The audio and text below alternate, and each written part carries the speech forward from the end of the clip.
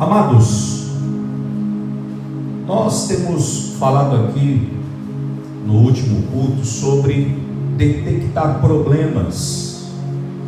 Os problemas, eles precisam ser detectados, e quando são detectados precisam ser combatidos.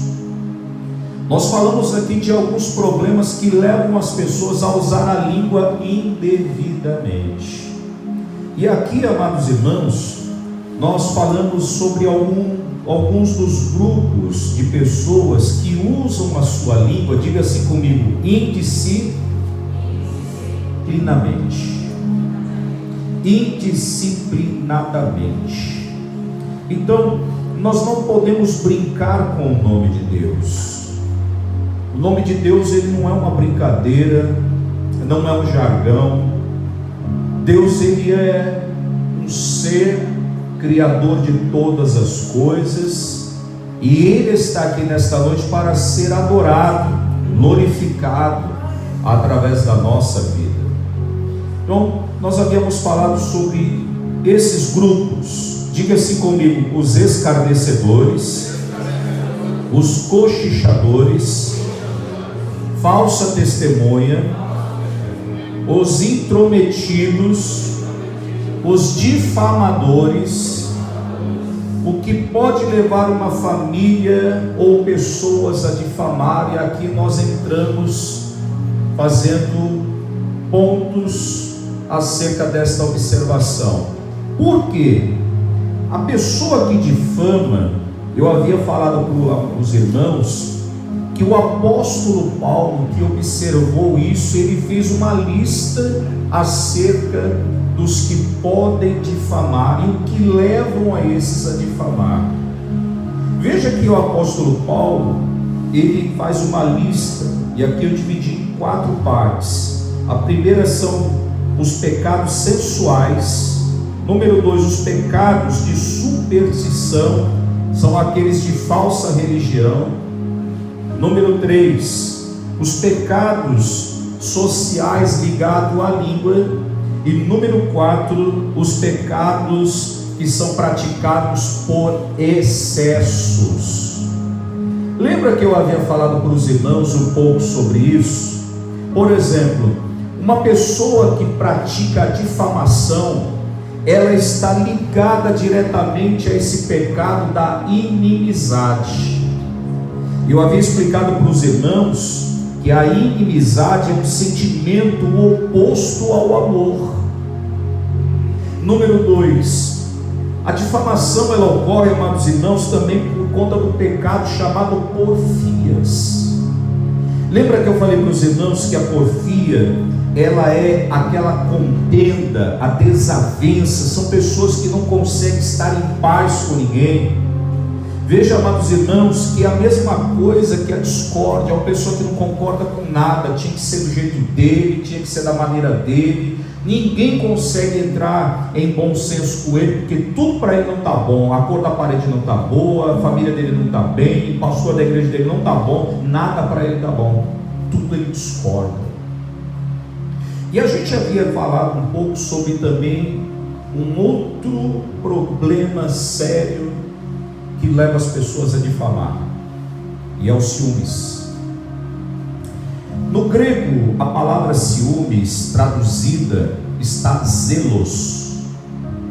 Zelos, que é uma palavra traduzida, nós também vamos encontrar uma outra vertente de zelo, que é chamado emulações, que quer dizer invejas, quer dizer aquelas pessoas que acabam vivendo no ardor.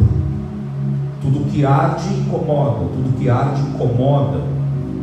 E veja, amados irmãos, que apesar deste termo também ser um sentido positivo como zelo, ele também está em foco, amados irmãos, o desejo intenso pela vantagem pessoal.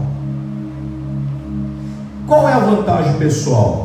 A pessoa quer tudo para si. São aquelas pessoas que você vai ver de vez em quando aí sendo colocado nos meios de comunicação como aquela que matou por amor, aquele que matou por amor. Não, amados. A Bíblia diz que o amor tudo sofre. Diga assim comigo: o amor tudo sofre, tudo crê, tudo espera. O amor tudo suporta.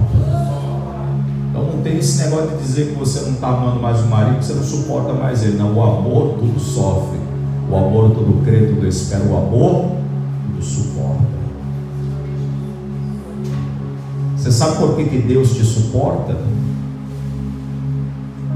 Ou você já chegou ao patamar de dizer que você é melhor do que todo mundo? Porque tem gente achando que é melhor do que todo mundo. Deus te suporta porque Ele te ama. Ele olha para Jesus e Ele vê a igreja através de Jesus. Ele olha para você e vê Jesus na sua vida. É por isso que Ele suporta a gente. Porque o pecado faz separação entre nós e Deus. Nós não somos bons não, irmão. Bom é Ele. E te amou e me amou. Por isso que nós estamos de pé hoje.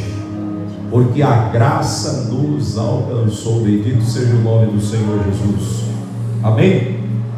Olha o que diz o dicionário Aurélio da língua portuguesa, definindo inveja. Porque ela é um ramo do ciúme. O dicionário Aurélio vai dizer que a inveja, amados irmãos, é o desgosto ou o pesar pelo bem ou a felicidade de outra pessoa. Em outras palavras, o invejoso, esse ramo do ciúme, ele nunca vai estar bem vendo a felicidade de outra pessoa. Ela olha e ela tem inveja por não conquistar aquilo que ela não tem. Ela vive frustrada. Na verdade, ela vive doente na alma. Veja que este é um sentimento que destrói os relacionamentos pessoais, impede que a felicidade deste indivíduo seja contagiante, porque ele não se sente bem. E é uma doença que os psicólogos tentam tratar. Mas me desculpe os homens que estudaram, eu não estou tirando mérito, e quem sou eu para tirar mérito de quem estudou, quem se graduou? Mas só Jesus Cristo pode curar uma pessoa doente pelo ciúme. Eu vou repetir o que eu estou dizendo e afirmando: só Jesus pode curar uma pessoa que vive doente por conta do ciúme. Não é o ciúme zelo, que é a característica que aprendemos quando estudamos o Espírito Santo. Porque o Espírito Santo tem ciúme de você. Ele é o amigo do noivo que vai apresentar a noiva ao noivo quando a igreja for retirada daqui. Mas esse ciúme que nós estamos aqui nesta noite aprendendo é aquele ciúme que foi colocado na mente de algumas pessoas que não têm o capacete da salvação e vivem inflamada pelo diabo. Tem pessoas que o diabo já dominou a mente. Eu não estou falando de pessoas lá do mundo, não. Nós estamos tratando aqui da igreja do Senhor Jesus. Pessoas que o diabo lança a sua seta porque a brecha foi colocada na mente. A mente é uma arena onde travamos as nossas principais lutas e guerras. Então o diabo, ele sabe aonde ele vai colocar a flecha. Ele vai dizer assim: hoje eu vou colocar mais um pouquinho de ciúme. Você já viu pessoas que começam a ficar pensando, ela para no tempo dizendo com quem que ele está agora, com quem que ela está agora, será que... E começa, o tempo passa, essa pessoa se desloca do tempo, porque o tempo que deveria ser aproveitado para fazer coisas úteis, como por exemplo, não tem o que fazer, vai dobrar o joelho e orar pela minha vida. Não tem o que fazer, vai dobrar o joelho e ora pela tua mulher. Ou não tem casamento, não é casado, não tem cônjuge, ora pelo teu pai, pela tua mãe. Não tem pai, não tem mãe, ora pelo estado, ora pelo país, ora pelo prefeito. Irmão, se a gente for orar mesmo, uma hora é muito pouco pelos problemas que nós estamos vivenciando hoje. Eu não consigo entender como você e algumas pessoas dizem que são cristãos e oram 10 minutos e diz que isso basta. Na verdade, esse minuto não dá nem para mim falar o que eu estou precisando que Deus me atenda. Na verdade, não. Eu vou tentar explicar para você o que é 10 minutos. Não que isso não seja oração, mas eu estou falando da necessidade. É como se você entrasse, você começou o dia, você não tomou café, você passou o meio-dia, você não pôde almoçar, você entrou à tarde, você não tinha nada para comer, e você chegou à tarde, no final do dia, em casa. E quando você chegou em casa, lá nas panelas da tua casa tem arroz, tem feijão, tem 2 tipos de mistura. Você abre a geladeira, tem salada pronta, tem sobremesa, tem suco. E você olha tudo aquilo e diz assim: eu estou sem fome. Quando você deixa de orar, você despreza quem está querendo te ouvir.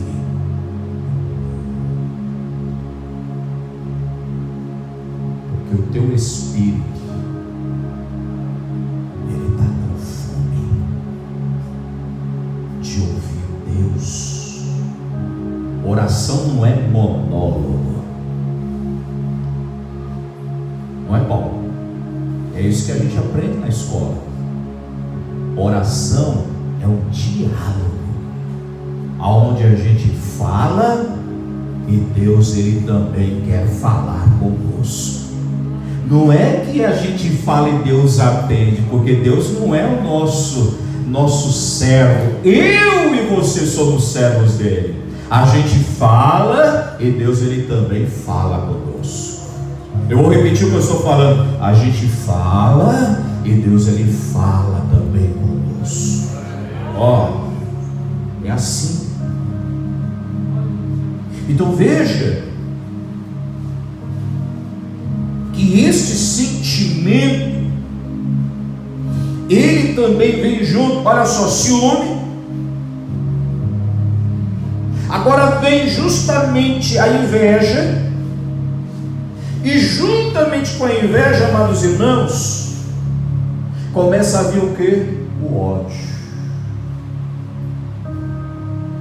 Ainda bem que ninguém aqui odeia ninguém, né?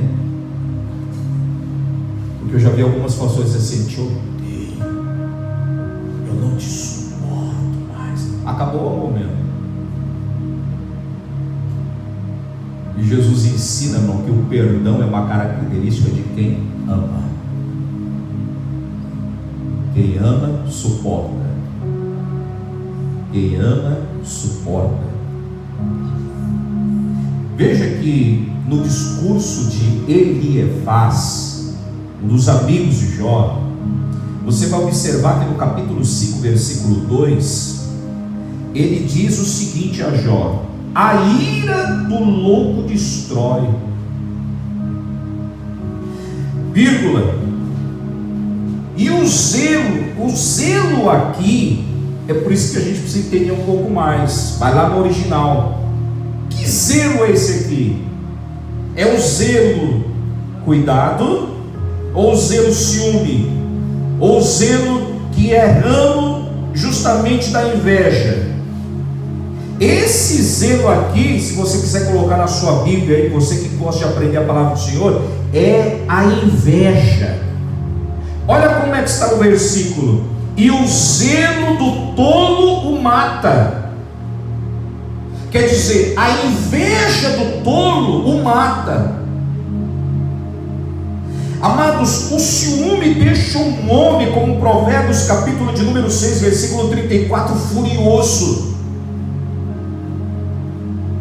Porque tem alguns maridos que eu não sei se eles são frouxos, ou eles gostam de ver isso, a mulher usando roupas onde todos ficam observando, e ele começa a se sentir incomodado com aquilo. Porque uma mulher prudente, ela sabe se comportar em qualquer lugar. Qualquer lugar. E o ciúme associado à ira, eles acabam encurtando a vida, porque essa pessoa deixa de viver. Você sabia que uma das maiores situações que hoje a humanidade enfrenta, justamente nesses escritórios, sala de pessoas que estudam o homem, a psicologia, a psicanálise, todos esses estudos, eles tentam entender o homem, o comportamento humano, porque o homem, irmãos, é difícil lidar com ele.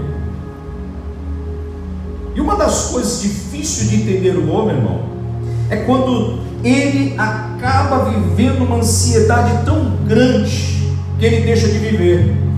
Ele fica preocupado com tudo, preocupado com aquilo, preocupado com aquilo, deixa de viver. Ele para no tempo, ele para de dar importância, na verdade, à sua vida. Isso leva algumas pessoas a viverem obesas, ganhar peso, terem doenças no gasto intestinal. Quando não são isso, são doenças de morbidade, onde a pessoa ela começa a desenvolver diabetes, pressão alta, porque ela não caminha, ela não sai do lugar, ela não pratica nada. Veja o mal que leva a tudo isso. Quando a gente tem um coração fechado para Deus, quando a gente coloca o amor de Deus para fora do nosso coração, e a gente começa a usar a língua como instrumento de mal, de maldade, nós passamos a desenvolver todas essas características que lá na cruz foi vencida por nosso Senhor Jesus, para que nós sejamos de fato, como acreditamos e já até pregamos e já divulgamos isso, que somos livres, que somos livres. O Senhor nos libertou do pecado.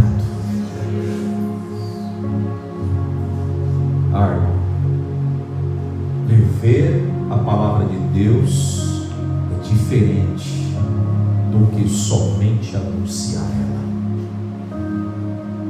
Anunciar não é bom? Melhor ainda do que anunciar é a gente viver a palavra, porque quem te vê vai ver além das tuas palavras. Conheci muita gente nesse tempo que falou muito, mas viveu muito pouco do que falou. Mas eu conheço muitas pessoas que falam bem pouquinho, mas a sua maneira de viver revela, irmão, a grandeza do nosso Deus através da sua vida, do seu comportamento, da sua vida, na sua família, com os seus filhos, com os seus pais. Bendito seja o nome do Senhor, na igreja, no trabalho, na escola. É um exemplo para todos nós. Então diga assim comigo: o ciúme encurta a vida. Então não tenha ciúme. Não case para ter ciúme. O ciúme é a falta de confiança. E nós não podemos viver assim, irmão. Nós precisamos viver em uma harmonia onde há confiança. Ela estabelece a harmonia entre todos. Por quê? Nos conta que na Grécia haviam 2 maratonistas que estavam retornando de uma corrida. Então, estavam correndo, e o que aconteceu? Nessa competição, um acabou ganhando do outro, porque é lógico, só um pode ganhar. Vejam, amados irmãos, que um trazia uma coroa de vitória e o outro voltou trazendo uma derrota, porque é o que acontece numa disputa. Sim ou não? Sim. Mas veja o que aconteceu. As autoridades daquela cidade, eles resolveram fazer uma homenagem a esse maratonista que ganhou. Então esse maratonista ele acabou ganhando uma estátua em uma determinada praça da cidade como uma homenagem, porque ele estava representando a cidade. Esse maratonista que perdeu, ele ficou tão aborrecido que ele ficou com inveja daquela homenagem que foi feita para aquele que ganhou a corrida. E ele, numa madrugada, ele levou um bastão de ferro, e quando todos estavam dormindo, ele começou a cavar a parte de baixo para poder derrubar aquela estátua que homenageava o maratonista que havia ganhado.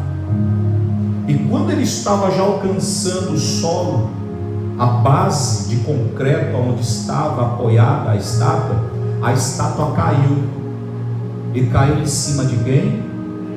Dele, acabando, levando ele a óbito, e ele acabou morrendo, e foi encontrado de manhã com aquela barra de ferro na mão, com o buraco que havia sido feito, e a estátua em cima dele, onde levou ele à morte. Por que eu estou contando isso para os irmãos? Uma das razões, amados irmãos, pelas quais eu e você devemos usar bem a nossa língua, é porque, amados irmãos, ela é uma arma de destruição. Porque a língua fala aquilo que o coração está cheio. Nós devemos usar bem a nossa língua. Mas para usar bem a nossa língua, o nosso coração precisa estar cheio de Deus. Porque a inveja, ela faz, amados irmãos, que a pessoa use a língua para ser uma arma de destruição, difamar, prejudicar o próximo.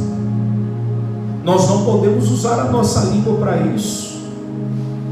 Nós precisamos usar a nossa língua para ser um instrumento de bênção. Ainda que falem mal de você, fale bem de quem está falando mal de você. Porque estas pessoas que continuarão falando mal de vocês, elas mesmas vão cair nas próprias ciladas que elas armam. Quem é a tua justiça é Deus. Deus é a nossa justiça. Nós não podemos perder tempo fazendo guerra com ninguém, nem associações com ninguém de guerra. Nós precisamos confiar em Deus, porque é Ele que te chamou. Foi Jesus que morreu na cruz por você e por mim. Não foi homem, não foi ninguém humanamente dizendo claramente aos irmãos que morreu por você, mas foi o próprio Deus que amou você e a mim, enviou o que de mais precioso Ele tem, que é o seu Filho, para morrer por mim e por você naquela cruz. Por isso que você deve confiar nele e não cultivar o ódio em seu coração. Diga assim comigo: a arma que destrói o amor é o ódio. Então, não difame ninguém, não fale mal de ninguém, não troque o mal com o mal, e sim o mal por bem, porque quem vai ganhar com isso é você. Bendito seja o nome do Senhor. Outra coisa que nós vamos falar hoje, que é justamente um desses ramos do ciúme, amados irmãos, é a ira. O Senhor Jesus, através das palavras do apóstolo Paulo, diz que a gente não pode deixar a ira para o dia seguinte. Tem que resolver o problema hoje. Vamos resolver hoje. Por quê? Não deixe o sol se pôr sobre a sua ira. Está com um problema? Vamos resolver agora. Irmãos, eu no início do meu casamento com a Cristina, a gente sempre teve alguns problemas. Pergunta para ela que está aí. Eu nunca deixava o problema para o dia seguinte. Não, vamos resolver hoje. É hoje. Porque eu não quero o diabo deitado. Não, isso não é literal, mas isso é espiritual. Deitado no meio entre nós, um com raivinha de um lado, outro com raivinha de outro. Não, vamos resolver agora. Já passei noites acordado, não é, filho? Amanhecendo e a gente discutindo o problema para resolver o problema. Sabe por quê, irmão? Eu nunca quis entrar naquela fila de alguns que vão dizer assim: estou indo para o cartório resolver o meu problema. Não, Cartório não resolve problema espiritual. Quem resolve problema espiritual é Jesus. E é por isso que quando eu casei, eu invoquei a presença dele naquela união, para que Jesus me ajudasse nos momentos mais difíceis da minha vida, juntamente com quem eu escolhi viver. Agora, tem gente que quer recorrer ao cartório. E olha aqui, irmãos, eu não estou falando aqui com implicação a ninguém. Eu estou falando isso a todos, porque eu preciso ser exemplo. E eu não quero dizer com isso que eu sou melhor. Eu estou dizendo que eu também dependo como você de Jesus na minha vida.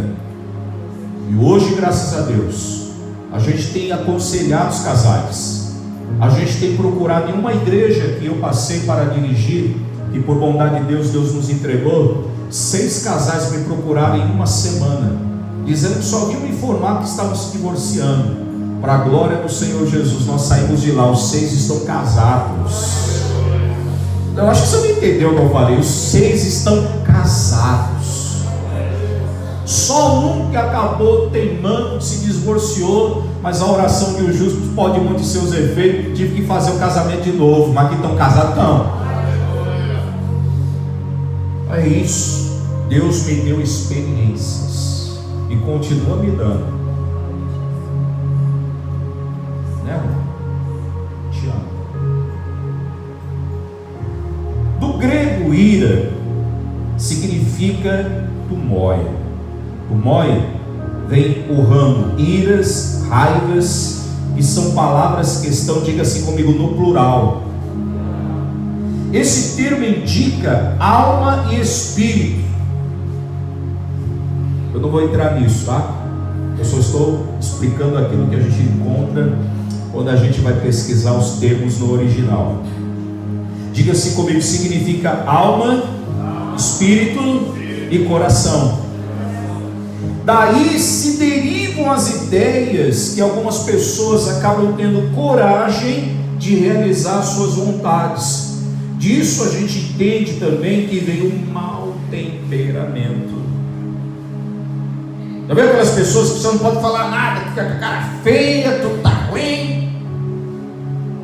Tem alguém assim hoje aqui? As iras praticadas, irmãos, e sustentada por tanto tempo, acabam criando crises. E essas crises, irmãos, levam alguns a crise de fúria, de explosão, de fogo ardente, de uma algema e assim por diante. Tudo isso acaba apontando para um coração que está doente, precisa ser trabalhado.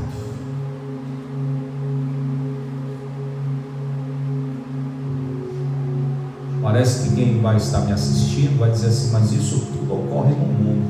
Não. Deus está tratando com a igreja.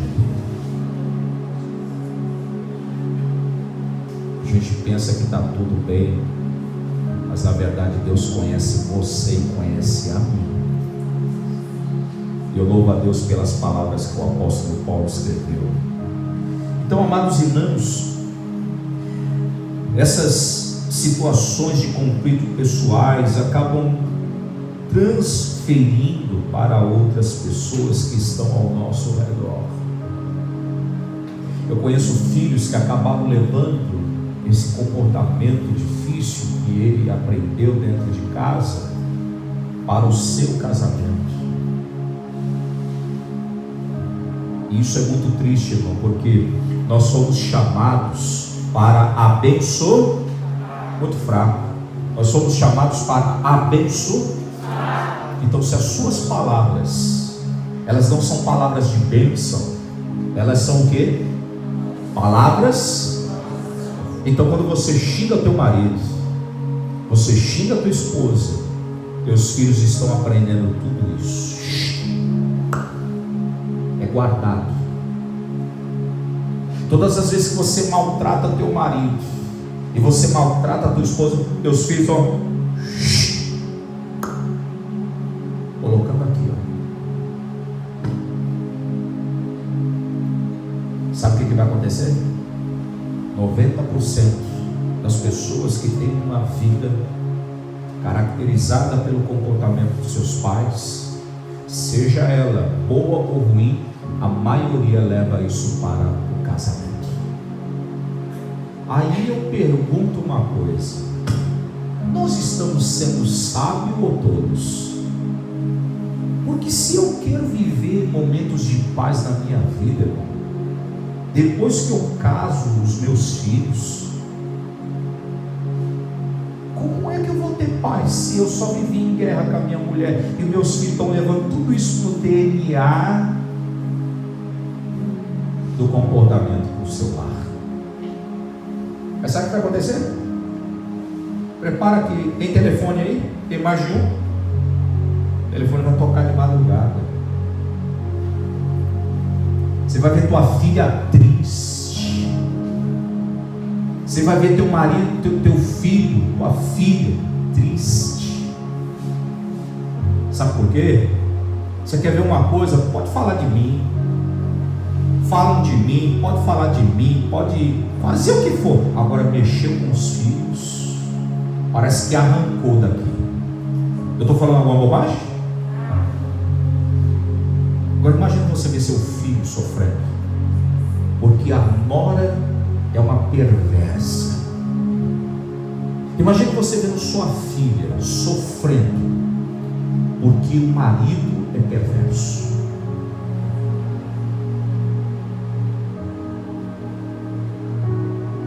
E depois eu quero viver em paz, né?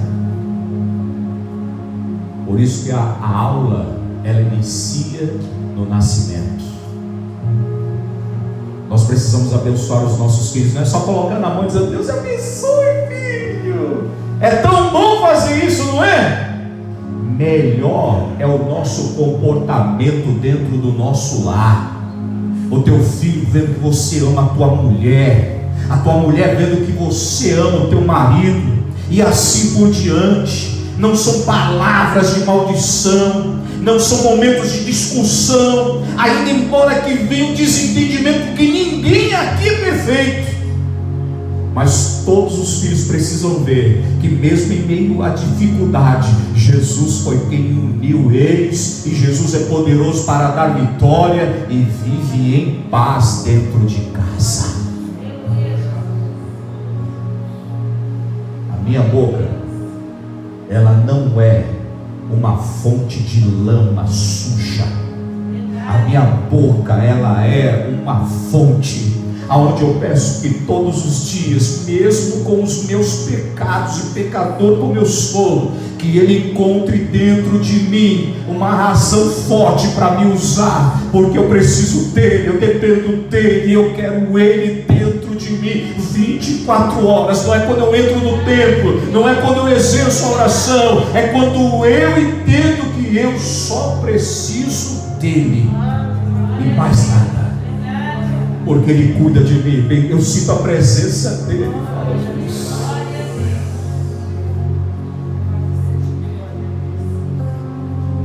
Aleluia. A discórdia, amados irmãos, Gálatas capítulo 5, versículo 20. Do grego quer dizer facções, espírito partidarista. Trata-se de uma das formas porque a manifestação egoísta das causas, divisões ocorrem. Esse vocábulo, na verdade, indica a ideia de trabalhar em troca de um benefício. Quer dizer, eu faço isso para você, para que você faça isso para mim amanhã. Eu te ajudo agora, eu te apoio, mas eu quero apoio lá. Sabe por quê, irmão? Eu vejo o nosso país dividido, porque tem gente que ainda não tem ideia do que é o mal, e estão praticando o mal achando que estão praticando o bem. Irmão, todo aquele que teme a Deus, ele tem a minha admiração. Porque não adianta dizer que serve a Deus e não teme Ele. Conheci muita gente, irmão, que dizia que servia, mas na hora de temer a Deus não era prudente. Falava das pessoas, criticava o ministério. Ei, isso é o primeiro requisito que Satanás se infiltrou dentro de você. Por que, pastor? Não posso dizer que eu não concordo? Claro que pode. Para você. Eu estou para somar. Eu não estou para dividir. Deus nos colocou aqui para dividir. Deus nos colocou aqui para fazer outra coisa. É para repartir o trabalho. Eu vou te ajudar. Porque quando eu entro nisso, irmão, eu vou entrar no erro daqueles que estavam com Moisés e não entendiam o que Moisés estava fazendo. Porque Moisés era liderado por Deus, e Deus estava naquele momento instruindo Moisés, mas o povo não começou a entender aquilo. O que o povo começou a falar? Começou a falar de Moisés, criticar Moisés, falando pelas tabelas de Moisés. E isso é muito ruim, irmão.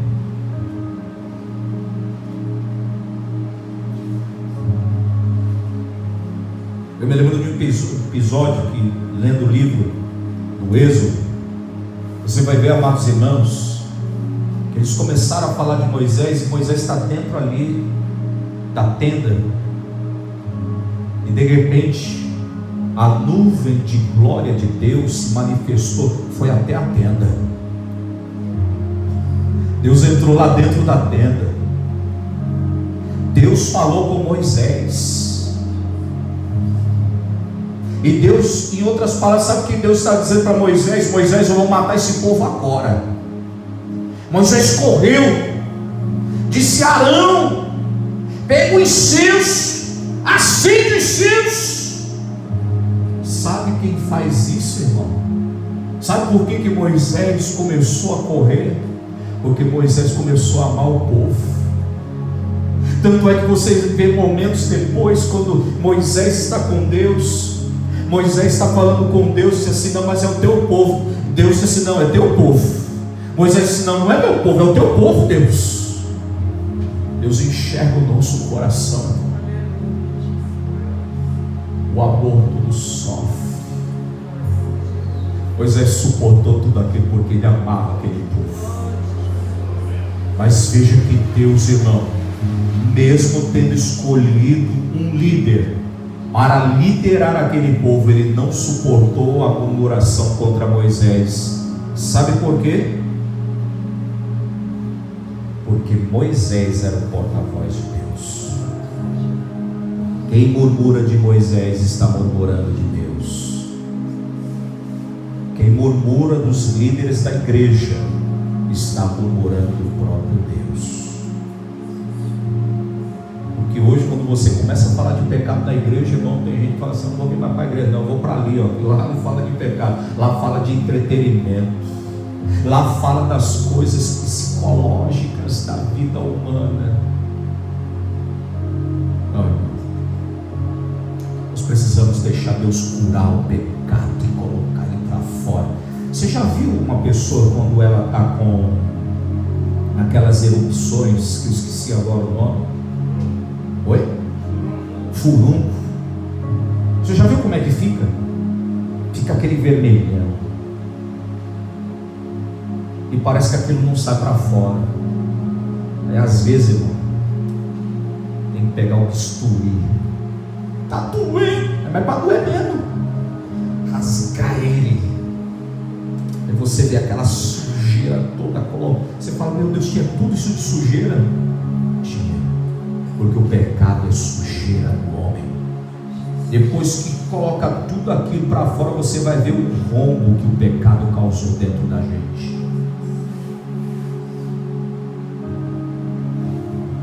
Mas eu louvo a Deus, irmão, porque Jesus Cristo, Ele está para curar a gente.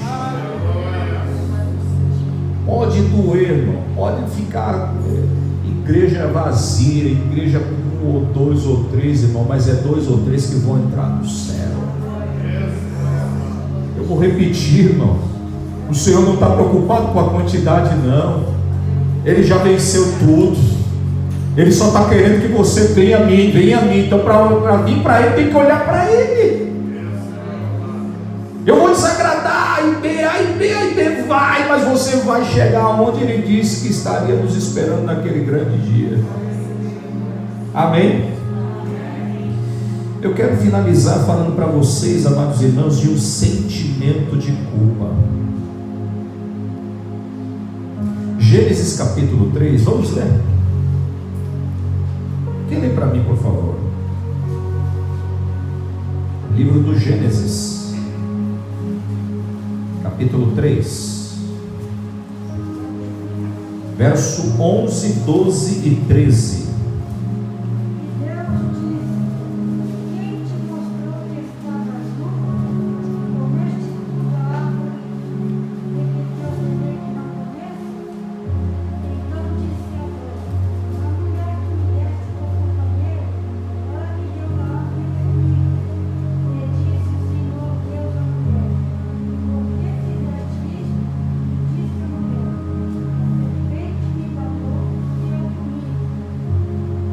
Amém? Presta atenção que eu vou falar para vocês, isso é muito sério. Sempre que houver um sentimento de culpa por causa de um pecado não confessado, a pessoa sempre tentará culpar alguém. Eu vou repetir o que disse. Sempre que houver um sentimento de culpa por causa do pecado, a pessoa tentará sempre alegar que a culpa é de outra pessoa. Veja, amados irmãos, que é mais ou menos assim: a pessoa ela procura um bode expiatório para culpar, dizer foi por causa dele, eu caí por causa dele, por causa disso. É mais ou menos, amados irmãos, o que Adão disse. Olha o que Adão vai dizer: foi a mulher que tu me deste. Foi a mulher que eu te dei. Deixa eu tratar com ela agora. Aí você vai ver, amados irmãos, que o diálogo ele começa. E ele falou com a mulher e disse, e ela olhou para ele e disse assim: mas foi a serpente. Transferência de culpa. Quer dizer, eu caí porque ele ou ela ou isso me induziu ao erro. E esse, amados irmãos, é um dos problemas mais antigos que nós estamos enfrentando ainda nos dias atuais. Você pode observar que Deus não teve diálogo com a serpente. Deus apenas sentenciou ela. Veja, amados irmãos, que um dia uma senhora que morava no vilarejo, ela, quando via a vizinha dela estendendo as roupas, ela começou a olhar e dizer assim: essa mulher não sabe lavar roupa. Olha as roupas dessa mulher, roupa tudo suja, tudo encardida. E ela não se contentou com aquilo, e quando ela estava com as amigas, dizia: aquela vizinha lá, aquilo ali é porca. Eu fico imaginando, se a roupa dela é daquele jeito, imagina a casa dela como era. Aí um dia, o tempo passou, ela resolveu fazer uma faxina na sua própria casa. E ela começou a lavar. E da onde a janela que ela via a vizinha, ela resolveu lavar, ela identificou uma coisa: a janela da casa dela estava com o vidro todo sujo. E quando ela limpou o vidro, ela conseguiu detectar uma coisa que a sujeira não deixava ela ver: que a roupa que a vizinha lavava era muito bem lavada. Por que eu estou falando isso para vocês, amados irmãos? Fica aqui uma grande lição para mim e para você. Sempre que nós falamos da vida das pessoas, julgando elas, falando daquilo que a gente às vezes nem entende, mas estamos falando da vida alheia, é porque o vitrô da nossa alma, ele está sujo, contaminado. Mas Deus hoje Ele quer lavar o vitrô da nossa alma com a palavra de Deus. Nós não fomos chamados, irmãos, para julgar ninguém, porque com a mesma medida que medires, vos medirão. Nós somos chamados para abençoar, para orar uns pelos outros, e o nome do Senhor Jesus é glorificado através disso. Que a palavra de Deus venha lavar o vitrô da tua alma, para que você veja de fato aquilo que é, e pararmos de nos importarmos tanto com a vida das pessoas. As pessoas hoje falam de governos, de autoridades, como se fosse qualquer coisa. Não, irmão, está na hora da gente olhar para dentro da nossa casa.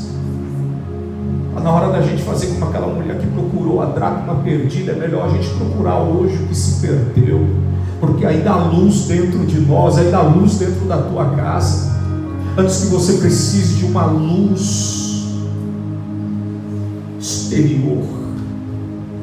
Não, irmão, nós somos a luz do mundo. Eu acho que você não está entendendo. Deus disse: vós sois a luz do mundo, a luz está dentro de nós. Nós precisamos olhar dentro de casa o que se perdeu e dizer assim: não, eu não posso perder isso, eu preciso alcançar isso de volta, eu preciso colocar tudo no devido lugar.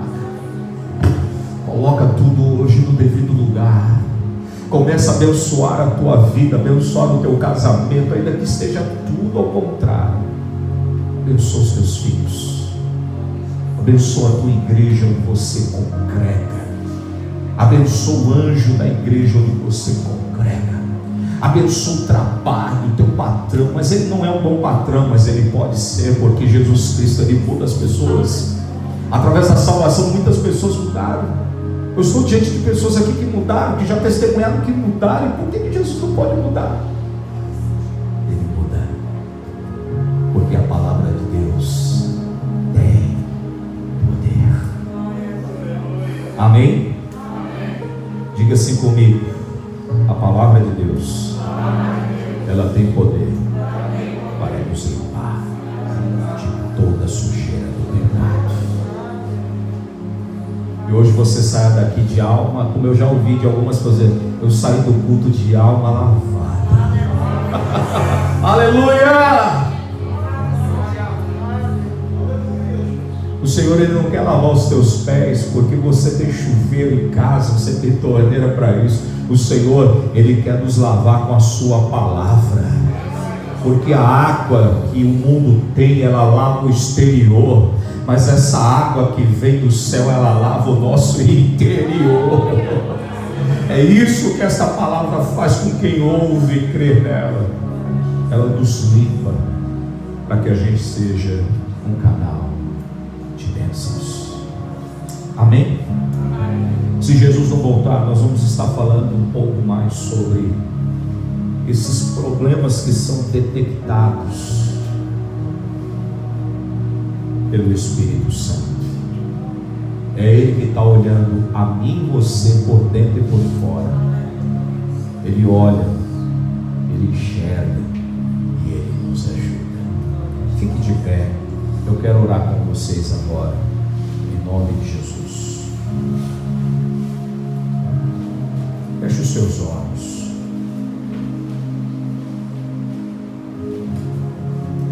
Pai, te agradecemos por esta palavra,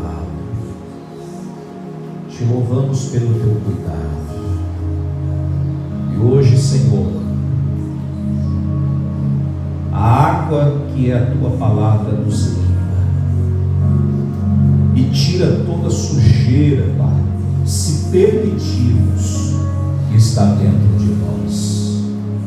todos aqueles anseios e desejos oriundos, porque ainda há muita sujeira, que a tua palavra hoje venha nos limpar por inteiro. Essa água leve toda a sujeira para fora de dentro de nós, e sejamos limpos por dentro. Estas vontades, meu Senhor, essas vontades, Senhor, que não fazem parte da tua vontade dentro de nós, a concupiscência dos olhos, a soberba da carne, a soberba, meu Senhor, da vida, não podem mais fazer parte da nossa vida, do nosso dia a dia. Nós cremos, ó Deus, que a tua palavra hoje, ela pega, meu Senhor, e nos purifica, nos limpa, porque ela é mais forte do que qualquer outra coisa, humanamente falando, que limpa, porque ela limpa o que a água, meu Senhor, humana não limpa, ela purifica aquilo que a água humana não purifica, porque a tua palavra ela é poderosa para nos purificar de todo pecado, porque o sangue vertido na cruz do Calvário é poderoso para nos perdoar de todo pecado. Por isso, Senhor, nós só podemos jorrar de uma única fonte, e a fonte das nossas palavras precisam estar puras, limpas, pensamento limpo, mente limpa, coração purificado, para que sejamos, Senhor, a tua bênção aonde quer que o Senhor nos leve a estar. Como o Senhor disse a Abraão: se tu uma bênção, e que a bênção do Senhor esteja conosco, sobre nós, porque aonde quer que sejamos, estejamos e venhamos chegar, a bênção do Senhor seja impetrada. Por isso que o Senhor diz que bem-aventurados são os pés daqueles que anunciam as boas novas, porque o pé daquele que é uma fonte de bênção, aonde ele chega, aonde até, meu Deus, onde era terra seca, não produzia nada, só de estarmos ali, a tua presença conosco, aquele último estado, Senhor, se torna agora, meu Senhor, totalmente diferente.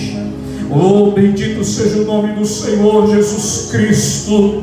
É uma noite, ó Deus, aonde nós queremos mais de Ti, nós queremos mais do Senhor, queremos ser os Teus agentes de bênção, queremos, meu Deus querido, que a Tua bênção não se aparte de nós, e possamos, Pai, através da oração, possamos através da ministração, possamos através, meu Senhor, de uma palavra pronunciada, mudar a vida de qualquer um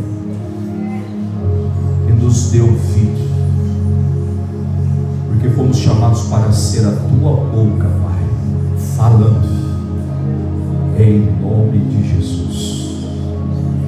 Por isso, cura-nos hoje, Pai, cura-nos, Senhor, cura-nos, Pai, tira o ciúme, tira o ódio, tira a inveja, tira a difamação, perdoa-nos, perdoa, Pai, se foi pronunciada alguma palavra, se foi pronunciada, Pai, palavras contra as pessoas que precisamos amar, independente da posição que elas ocupam, perdoa-nos, Senhor, nos dá a oportunidade de mudar, nos dá a oportunidade de sermos diferentes, para que possamos experimentar o que é andar com Deus, como Enoque andou com o Senhor, em nome de Jesus.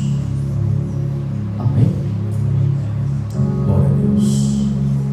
Deus abençoe a sua vida, Deus abençoe a sua família, e que você possa ser uma bênção